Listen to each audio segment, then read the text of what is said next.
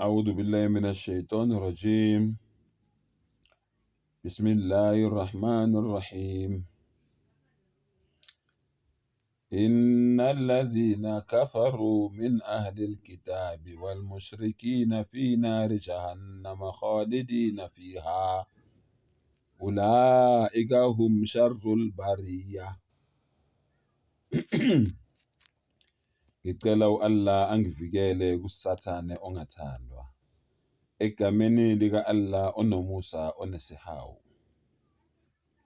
Ngempela labo bantu labo abangakholwa, nalabo bantu labo abenzela umdali wabo izifaniso nabalingani nabancedisi, abathi uzele unamadodana unamadodakazi, abamfanisa nendalo yakhe.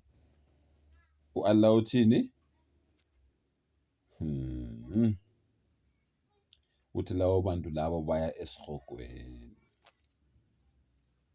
Fi nari jahannam, phakathi emlilweni wesihogo, umlilo onelangabi elingenamkhawulo, lapho kukhona khona ukukhala nokugedla kwamazinyo.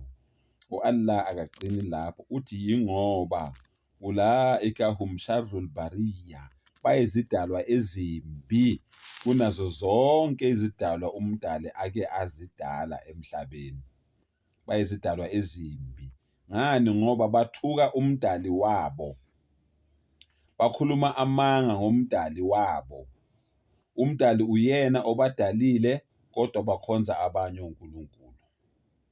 Ngisayikhipha inselelo namanje inselelo ngisayikhipha. Ngithi mina umfundisi noma umvangeli noma umbhishophi noma umdikoni noma umshumayeli ongifunayo one on one, ngimlindele akenze ivideo njengami, angi-challenge bume ebukwa umhlaba wonke, ngimlindele. Kodwa loyo mfundisi loyo ngicela ukumcebisa, ube uwazi iBhayibheli lesiHebheru. Uma sizokhuluma nge-Old Testament, uqale ungikhothele ngesiHebheru kuqala, ngoba mina ucwaningo sengilenzile ngathola ukuthi i-Old Testament yeza emhlabeni ngesiHebheru. Zonke incwadi ze-Old Testament zeza emhlabeni ngesiHebheru. Uma ngabe uzokhotha ku-New Testament, zonke incwadi ze-New Testament zeza emhlabeni ngesiGriki. So uma ngabe lezo zilimi lezo ezimbili ungazazi, ungenawo amaBhayibheli noma imibhalo ebhalwe ngesiHebheru noma ebhalwe ngesiGriki, ungangi-challenge mina ngoba uzoyihlaza. Yezwa mina ngikukhothela from ku-Quran.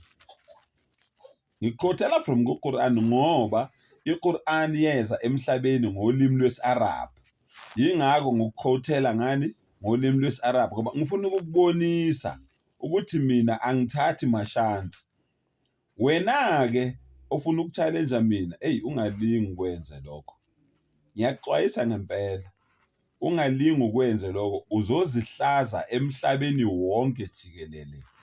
Ngoba le nkolo le wena okuyo, angikhathali ukuthi uyiNazaretha, angikhathali ukuthi umKristu, usonto eZayoni, uyipostoli, uyiweseli ngokwemkhakha yenu, uyi-Methodist, uwumRoma, uwumWashtawa, angikhathali ukuthi ukhonzaphi, usontaphi.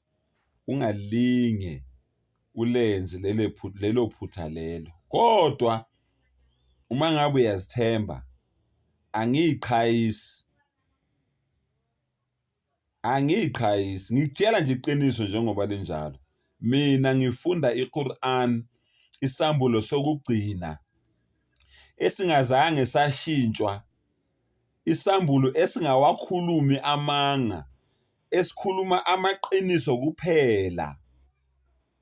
Ngakho-ke mfowethu, dadewethu, mawuthi ufuna ukuchallenge mina, uthi ufuna ukubhekana nami, ngempela ubuzazi indaba zakho. Bengukuxwayisa nje ukuthi wena ufuna ukuchallenge mina, labo uNkulunkulu abawu7 abaseBhayibhelini ngingakambali lo oziqu intathu.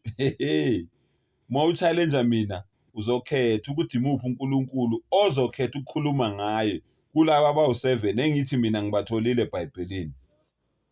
Mawufuna ukubazi ngizokuvezela bona phambi komhlaba wonke jikelele sibhekene ngqo eyiqini zamehlo. Ngiyaphinda futhi uyiNazaretha, ungumKristu, ungumRoma, ungumHastawa, ngalilingi ulenze lelo phutha lelo. Lalela nje kuphela ukuthi ngithini kuwe. Ngiyazi ukuthi lamavesi la enginika wona niyawabheka niyawathola. Ingakho ningeke ningichallenge. Lamavesi enginika wona eBhayibhelini ngazi kahle ukuthi niyafunda niyawabheka niyawathola. Ingakho kungelula ukuthi ningichallenge. Ngiyanibongela ukuthi ningalinge nilenze lelo bhathi lelo. Nina-ke enibuka lama video wami, njengoba abafundisi benu bengangichallenge, nicabanga ukuthi kusho ukuthini lokho? Aniboni ukuthi ngikhuluma amaqiniso? Aniboni ukuthi abafundisi benu labaholi benu banidukisa? Aniboni ukuthi badlala ngani? Hayi man, ake nivukeni emaqandeni man. Isikhathi samaqiniso manje bafowethu. Akusekho ukuphenduka ngale kwethuna. Thatha lento ayinabungozi. Uthi la ilaha illallah Muhammadur Rasulullah sallallahu alaihi wasallam.